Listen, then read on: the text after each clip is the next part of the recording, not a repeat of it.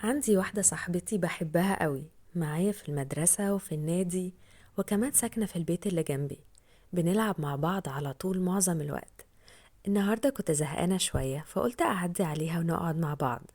خبطت على الباب، محدش فتح. رنيت الجرس، محدش فتح.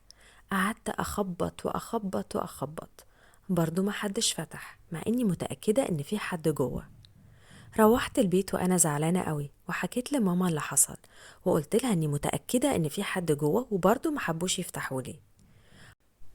ماما قالت لي: هو انتي كلمتيها قبل ما تروحي او استأذنتي منها انك هتجيلها في الميعاد ده؟ قلت لماما: اكيد لا، دي صاحبتي، ازاي يعني استأذن منها؟ وليه اصلا استأذن؟ هي المفروض تفتح لي على طول اول ما اروح.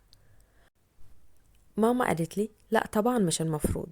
قبل ما تروحي لأي حد قريب منك أو بعيد لازم تكلميه قبلها وتستأذنيه وتتأكدي منه إنه مبسوط إنه يشوفك في الوقت ده في بيته.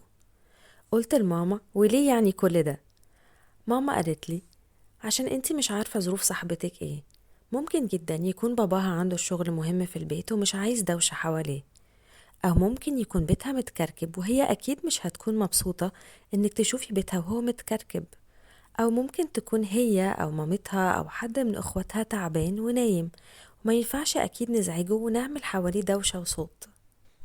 وممكن حاجات كتير تانية انتي مش متخيلها.